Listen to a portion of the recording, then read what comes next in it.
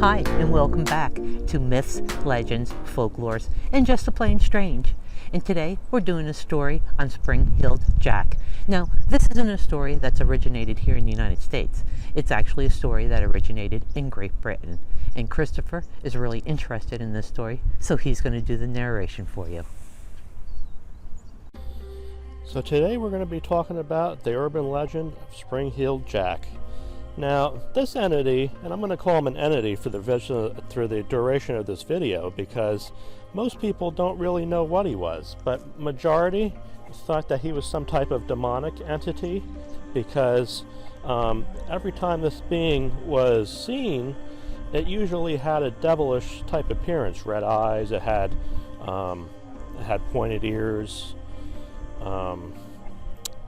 but you know, the sightings varied, but most encounters were of him wearing, the wardrobe consisted of a tight white oilskin and some type of headdress like a helmet that this thing would wear. And so let's get into the very first encounter of this entity. So let's get into the very first encounter of this supposed demonic entity. The very first encounter was actually in a graveyard, much like this, and it took place in the year 1837, and this was around Liverpool, England. And there was a man walking in the cemetery, and he saw this figure of what he thought was a man leaping from tombstone to tombstone. And when I say leaping, this thing, they said, was about 10-20 feet leaped in the air. Very strange. And supposedly this guy, when he saw this, he was trying to escape. You know, he tried to get out, and when he was doing this, this figure basically leaped right in front of him right as he was ready to leave. And this thing, he said, was very devilish looking. It had eyes that were glowing red like fire. It had a very maniacal smile on its face. And as this thing leaped away, he could hear evil laughter, as though this thing was trying to frighten him for some reason. It was just a very terrifying experience for this man, I guess. Now, there was about 5 encounters, so I only just covered briefly the first one, but now I'm going to go into the second encounter, which was also very bizarre. Now, this other man was on his stagecoach. This was somewhere in the wilderness, from what I understand. It was like a dirt road, and he was, you know, going with his horses and stuff, and he was, you know, going away and all that. And this figure, again, the Spring-Heeled Jack figure, very terrifying, just leaped, it seems almost intentional, right in front of his stagecoach and caused him to crash. And as he was leaping away, he heard this thing's, you know, evil cackle, like this thing just wanted to see this guy crash and get hurt. It was just extremely bizarre. And this would set off a number of, this was more like I'd say more or less like the most docile encounters with this entity, because as we go on, we'll learn that the encounters with this thing were a lot more violent and dangerous. Now, this third encounter with Spring-Heeled Jack was pretty violent, so I would say viewer discretion advised on this one for sure. What happened here with this third encounter is there was a woman named Mary Stevens, and she was in the city of London, and she was walking home from wherever she was going home.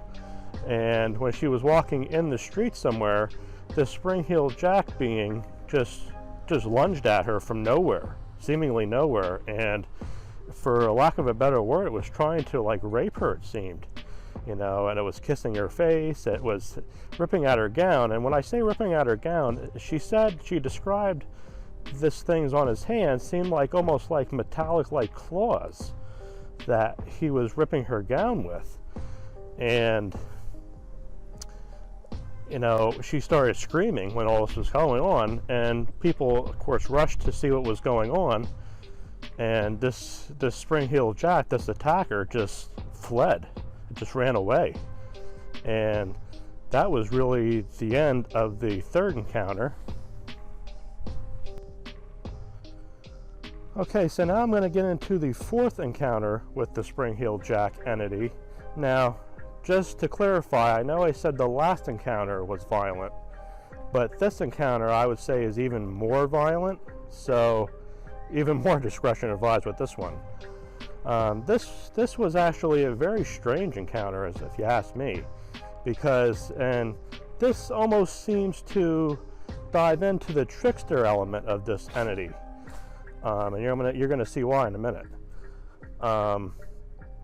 So this woman named Jane Alsop, her name was, she was in her house in the city, and she heard a noise. I guess she had her door open, and she heard a noise, and it was like a cloaked figure outside of her gate, and it was basically saying, they caught Spring-Heeled Jack in the lane.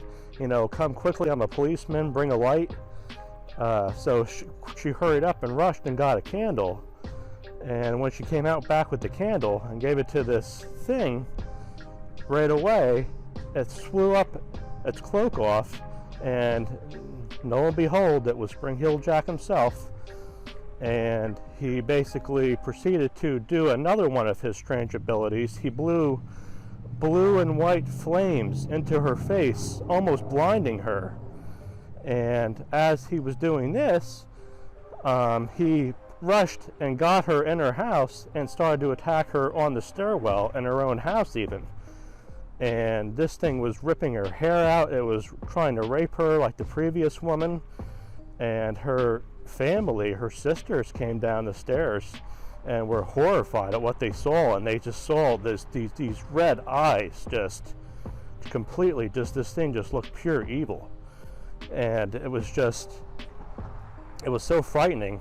And so when they, this thing got afraid, and I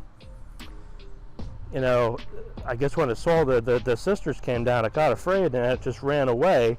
But then as it went out the door, when the door was closed, it seemed to scratch at the doors even after it fled the house, which was very bizarre, I would say. And that was basically the end of the fourth encounter right there. So now I'm going to go into the fifth encounter with this Spring-Heeled Jack being. And this one was, I'd say, rather frightening as well. This one, they don't know if this was a true encounter because this person supposedly didn't survive the encounter, but I think onlookers supposedly saw this. This other woman, which I don't know her name, she was walking on a bridge in London somewhere, and the Spring-Heeled Jack actually jumped in front of her, blew the flames into her face, and then proceeded to throw her into the river, like to drown her. So it was like this thing actually just wanted to murder this woman. But again, we don't know if this was a real encounter or not, or if this was embellished greatly. I mean, it seems like it could probably, this encounter out of all of them was probably embellished the most, I would think, but who's to say? Now I'm going to get into the sixth encounter. I thought there was only 5, but I looked again and there was really 6. This encounter was also strange. They all were strange, but this one was equally strange. This military base, this soldier, I think it was around Scotland, he was patrolling his military base. He was a sentry, he was on guard, and basically this Spring-Heeled Jack basically just came up to him, and this thing actually just smacked him, like right in the face. I mean, just very brazenly, just like gave him a smack. And like he said that this thing's cans were so cold it was like a corpse when this thing touched him. And again, that's what most of these people they felt when this thing touched them, was that its hands were almost like a corpse that was very cold. you know, almost like it wasn't even alive, whatever this thing was. So that I don't understand either. But you know, that was basically the 6th encounter, and that was pretty bizarre. Alright, so now I'm going to go over the last reported sighting, not encounter. This is the last sighting because many people in London saw this supposed last encounter. And this was in the year 1904, again in London, England. And basically the whole city, or most of the city, saw this spring-heeled jack being, again, leaping from rooftop to rooftop. And you know, it was amazing because the whole city saw this thing, and you know, that was the last time it was really ever seen after that. You know, I mean, there was, I guess, stories of it, you know, other places in the world, but that was the main, like, encounters with this entity. So now I'm going to get, now that we're done with all the encounters, I'm going to get to my ideas and thoughts about what this thing might have been, or, you know, I mean, my personal conclusions, I can't really say for sure, but I would think that maybe this thing was more of like a human, maybe like a prankster. And I think some of like what was going on, I think maybe it might have been embellished for the most part. But what makes me think that this was maybe a person and not a supernatural being was in the fourth encounter rather, when he went into the house, this lady, Jane Alsop, seen a W crest on the oilskin. Now, What's the W crest mean? the W crest is thought to have been a royal seal from the Marquess of Waterford, they called him. He was known for being a sadistic prankster. You know, he played practical jokes. He paid people to fight him. Just all types of really bizarre things. I mean, this guy was just, in my opinion, just a complete maniac. So they think that might have been a plausible thing, but that also wouldn't explain how could this thing have fire if that is in fact what happened. How could he have fire that blew out of his mouth?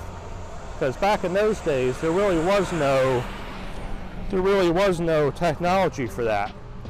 So that I don't understand. That would either have to be for real or it was embellished. Either one, it could be true.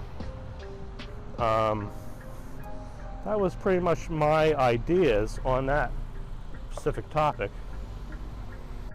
So this is going to be my conclusion part of the video. I would say that this thing was more like a person, I would think. I think most of the encounters were embellished by the penny dreadfuls of the day, and penny dreadfuls were basically like you know, science fiction, like comic books in a way, or magazines, like maybe like a gossip column, I would say. You know, they painted Spring-Heeled Jack instead of less and more like a villain, but more like a superhero, which I don't think that would do it justice if that was truly what happened. But I mean, as far as I'm concerned, you know, I think this might have been a person, from what I said before about the crest, the W crest, because this would be a royal seal. And not only that, to mention, in one of the encounters, and because I guess it was like snow or whatever on the ground, they saw what looked like spring marks in the snow, the police found. And another thing to mention is that there was a few people that were actually arrested during this whole ordeal. A man named Joseph Darby, which was a champion like jumper at the time. You know, he was doing his acrobatics in the city of London, and I guess the police, the cops, they thought that this was actually Spring-Heeled Jack. And, you know, they seen him, they arrested him, but then they seen it was Joseph Darby, and of course he claimed that he was innocent, that he was not Spring-Heeled Jack. And then they just let him go, the police. But there was a couple other people that I don't remember their names that were actually arrested as well, but they were also set free, because there was one of them who did claim to be Spring-Heeled Jack, but Jane Alsop, the fourth encounter, she basically said that this guy did not match any descriptions of what she saw, so he was also set free, even though he admitted to being the actual Jack, the spring-heeled. Chris, you did a great job narrating the Spring-Heeled Jack story, and we'll be back with another tale to tell. We'll see you then.